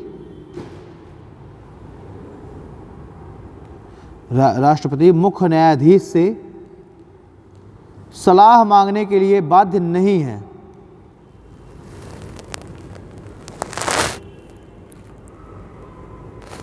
सलाह मांगने के लिए बाध्य नहीं है, ठीक है ना। देखिए आर्टिकल जो 124 क्लॉज 2 है उसमें मुझे थोड़ा सा एक लाइन और लिखवानी चाहिए थी। मैंने सिर्फ लिखवाया कि न्यायाधीशों की नियुक्ति के संदर्भ में है, लेकिन नियुक्ति के संदर्भ में इसमें क्या प्रावधान और था। 124 क्लॉज 2 में जो पूरा लिखा हुआ है ये है कि राष्ट्रपति चीफ जस्टिस ऑफ इंडिया की नियुक्ति करता है वरिष्ठता के आधार पर, है ना, परंपरा के तहत, और फिर इसी चीफ जस्टिस ऑफ इंडिया की ही सलाह पर अन्य न्यायाधीशों की नियुक्ति करता है। ठीक है, जब ये वाला पॉइंट लिखा तब मुझे याद आया, तो इसको अगर कहीं जगह है थोड़ा बहुत तो उसको लिख लीजिए। वो तो आप सब जान ही रहे हैं कि राष्ट्रपति सीजेआई का अपॉइंटमेंट करेगा वरिष्ठता के आधार पर, और इसी सीजेआई की सलाह पर ही सर्वोच्च न्यायालय के अन्य न्यायाधीशों की नियुक्ति करेगा। वहीं साइड में कोने में लिख लो कि सीजेआई की सलाह पर अन्य न्यायाधीशों की नियुक्ति, बस। तथा सीजेआई की ही सलाह पर अन्य न्यायाधीशों की नियुक्ति करेगा। ठीक, ये चीज चली आ रही है। अब देखिए दोनों चीज़ों को स्पष्ट समझ लो, दोनों बातें। सीजेआई की सलाह पर राष्ट्रपति नियुक्ति कर रहा है, ना कि सिलेक्शन कर रहा है। चयन और नियुक्ति में अंतर होता है ना। एग्जाम में आपका चयन हो जाएगा, लेकिन अपॉइंटमेंट कब होगा? जब आपको अपॉइंटमेंट लेटर मिल जाएगा। चयन के बाद अगर आप बैठे रहेंगे तो ये थोड़ा कह जाएगा कि आप जॉब कर रहे हैं ना, वो आपको पावर मिल जाएंगी। आपको पावर में आप कब आएंगे? जब आपको अपॉइंटमेंट हो जाएगा। तो चयन तो कर रही है कार्यपालिका ही, न्यायाधीशों का चयन कौन कर रही है? कार्यपालिका ही कर रही है। वही प्रधानमंत्री और council of ministry he high court का कौन सा जज, या जो एडवोकेट कोटे वाला जज है। भाई 3 तरीके से जज चुने जा सकते हैं। एक तो तरीका क्या हो सकता है? तो मतलब 3 जगह से उठाए जा सकते हैं, वो मैं बाद में बात करूंगा। ठीक है, 3 जगह से इन जजों को उठाया जा सकता है। एक तो ऐसा कोई जज हो जो हाई कोर्ट में जज भी रहा हो और एडवोकेट रहा हो, वो अलग मैटर है। एक ऐसे भी व्यक्ति को जज बनाया जा सकता है सुप्रीम कोर्ट में, जो सुप्रीम कोर्ट में वो जो एडवोकेट वाला कोटा है, एडवोकेट ऑन रिकॉर्ड एसोसिएशन। ठीक है, advocate on record, supreme court में 3 तरीके के जज होते हैं। जो एडवोकेट ऑन रिकॉर्ड एसोसिएशन वाले जो जज है ना, यही सुप्रीम कोर्ट के अंदर जाकर के बहस करते हैं। ऐसा नहीं कि कोई भी जज सुप्रीम कोर्ट में मुंह उठा के घुस के चला जाएगा। हाई कोर्ट में भी आप देखिए इलाहाबाद में केवल 10% ही एडवोकेट ऐसे हैं। आप जाएंगे वहाँ पर पुल के नीचे वो पूरा जो है, मतलब आपको सिर्फ काला ही वहाँ दिखाई देगा, केवल ब्लैक कलर, केवल काला काला कोट चारों तरफ। ठीक है ना, और बहुत बड़े एरिया में। ठीक है, वहाँ पर हज़ारों की संख्या में एडवोकेट्स हैं, लेकिन उनमें से भी केवल 10% वकील ही ऐसे हैं जो कि हाई कोर्ट के अंदर जाकर के परमिट है बहस करने के लिए। बाकी के 90% कुछ क्या करते हैं, वो सिर्फ केस लेकर के आते हैं, उनको देते हैं। ठीक है ना, तो इसी तरीके से सुप्रीम कोर्ट में भी 3 तरीके के जजेस होते हैं। जो ये एडवोकेट ऑन रिकॉर्ड्स एसोसिएशन वाले जो एडवोकेट्स हैं, यही क्या है, यही सबसे पावरफुल एडवोकेट्स हैं। यही सुप्रीम कोर्ट के अंदर जाकर क्या करते हैं, बहस करते हैं। ठीक है, तो एक तो आधार हो गया हाई कोर्ट का कोई न्यायाधीश जो कि योग्यता अब रख रहा है। वो सारी योग्यताओं की हम बाद में बात करेंगे। ठीक है, 124 क्लॉज 3 में वो सारी योग्यताएं रख रहा है। अगर कोई एडवोकेट, जज, वो, या फिर ऐसा कोई एडवोकेट जो कि एडवोकेट ऑन रिकॉर्ड्स एसोसिएशन का सदस्य है, वो एडवोकेट कोटे वाला, या फिर ऐसा कोई व्यक्ति जो राष्ट्रपति की नज़र में कानून का जानकार है ना। इन तीनों ही जगहों से जो नामों का सिलेक्शन है वो कौन करती है? कार्यपालिका करती है। और कार्यपालिका उस रिपोर्ट को, उस फाइल को, नामों की फाइल को भेजेगी राष्ट्रपति के पास। अब राष्ट्रपति बुलाएगा चीफ जस्टिस ऑफ इंडिया को कि हाँ बताइए किसको अपॉइंटमेंट करना है, किसका अपॉइंटमेंट पहले करना है। मान लीजिए 10 नाम दे दिए कार्यपालिका ने, अब उन 10 नामों में 4 का ही अपॉइंटमेंट करना है, तो कौन 4 अपॉइंटमेंट किए जाएंगे ये कौन डिसाइड करेगा? CGI सलाह मानने के लिए बाध्य है, ठीक है ना। तो इस समय क्या था कि चीफ जस्टिस ऑफ इंडिया का अपॉइंटमेंट तो होगा वरिष्ठता के आधार पर, और जो अन्य जो न्यायाधीश हैं उनका अपॉइंटमेंट होगा CGI से सलाह मांगकर, ठीक। लेकिन 1982 में SP गुप्ता केस में क्या डिसीजन आ गया, जजमेंट आ गया? जजमेंट ये आ गया कि अब जो है जो राष्ट्रपति है वो CGI से सलाह मांगने के लिए बाध्य नहीं है, ठीक। तो ये पॉइंट आप लोगों ने लिख लिया कि नहीं लिख लिया? पॉइंट लिखिए 1982 में SP गुप्ता केस में, ठीक है, लिख गया ना। हाँ, अगला पॉइंट लिखिए, नेक्स्ट पॉइंट लिखिए, ये वाला सब लोग लिख लियो ना पॉइंट। नेक्स्ट पॉइंट लिखिए, advocate on record association versus भारत संघ। एडवोकेट ऑन रिकॉर्ड वर्सेस भारत संघ केस 1993 में सर्वोच्च न्यायालय ने स्थापित किया कि अन्य न्यायाधीशों की, में सुप्रीम कोर्ट ने निर्धारित किया कि अन्य न्यायाधीशों की नियुक्ति के संदर्भ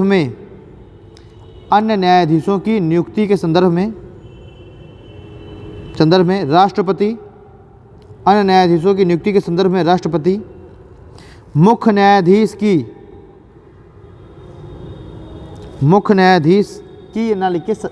मुख्य न्यायाधीश से सलाह मांगने के लिए बाध्य है,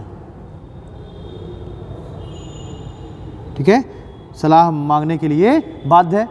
उस 1982 वाले में क्या था कि बाध्य नहीं है, पहले तो परंपरा चली आ रही थी कि वो सलाह मांगेगा। 1982 में क्या कर दिया गया? सलाह मांगने के लिए बाध्य नहीं है। यहाँ पर फिर से उस जजमेंट को सुप्रीम कोर्ट ने क्या कर दिया? बदल दिया। भाई सुप्रीम कोर्ट अपने ही जजमेंट का जुडिशियल रिव्यू कर सकती है ना, बार बार उसके पास पावर है, अपने ही जजमेंट का जुडिशियल रिव्यू कर सकती है, बदल सकती है डिसीजन को।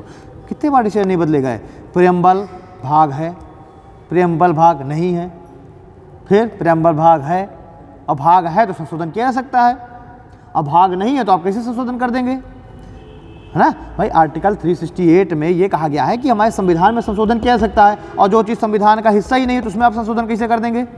तो यही पूरी जो मारामारी चल रही थी, गोलकनाथ केस, केशवानंद भारती केस आया, ठीक है ना, तो इसमें सब यही चीज़ें चल रही थी कि भाग है नहीं है, ठीक है। और ये सारी कहानी चलती रही 1993 तक। LIC वर्सेस भारत संघ केस आता है, उसमें भी एक बार कहता है कि भाग है, अब भाग है तो क्या कर सकते हैं आप? उसमें संशोधन कर सकते हैं, ठीक। चलिए, तो 1983 के supreme court advocate on record association versus भारत संघ केस में सुप्रीम कोर्ट ने यह जजमेंट दिया कि राष्ट्रपति CGI से सलाह मांगने के लिए बाध्य है। हाँ, 1993, ठीक है। इसे ही सेकंड जजेस केस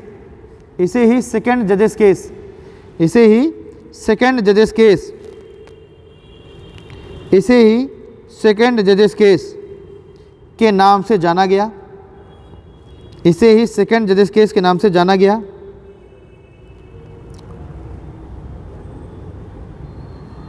फिर पैराग्राफ इसमें चेंज करो, लिखो,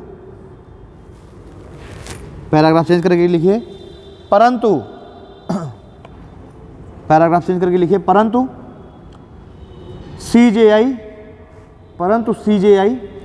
ऐसी सलाह दो अन्य वरिष्ठ न्यायाधीशों से विचार विमर्श करने के पश्चात ही देगा,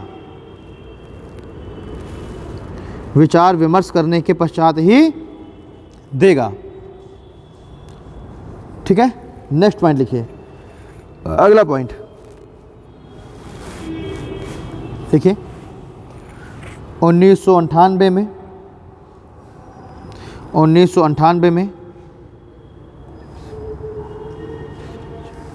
1998 में री-प्रेसिडेंशियल रेफरेंस केस, 1998 में री-प्रेसिडेंशियल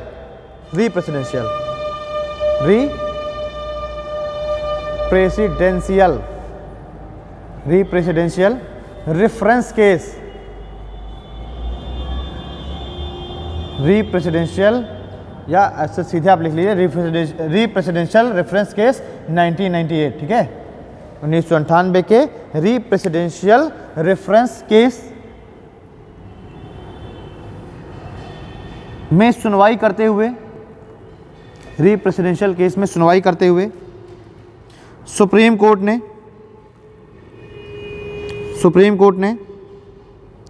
यह निर्णय दिया कि राष्ट्रपति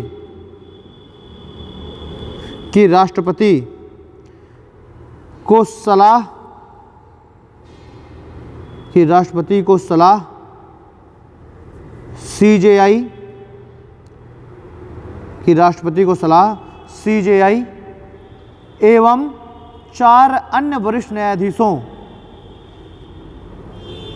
राष्ट्रपति को सलाह सीजेआई एवं 4 अन्य वरिष्ठ न्यायाधीशों से मिलकर बने हुए एक समूह के द्वारा दी जाएगी। सीजेआई व 4 अन्य वरिष्ठ न्यायाधीशों से मिलकर बने एक समूह द्वारा दी जाएगी और इसी समूह को कोलेजियम कहा गया, ठीक है। आगे लिखिए इसी में कोलेजियम में यह निर्णय बहुमत के आधार पर दिया जाएगा। कोलेजियम में यह निर्णय बहुमत के आधार पर दिया जाएगा।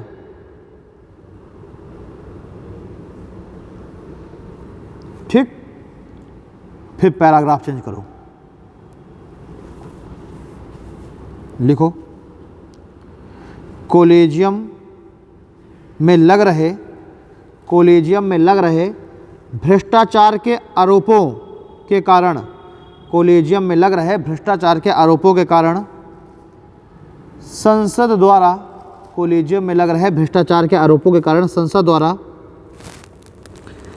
99वां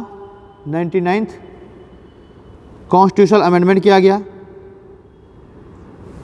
99वां संविधान संशोधन ब्रैकेट में 2014, 99वां संविधान संशोधन ब्रैकेट में 2014 किया गया।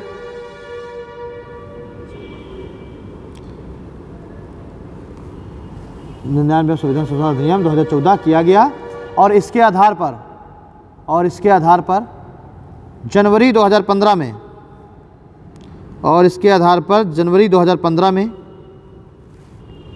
एक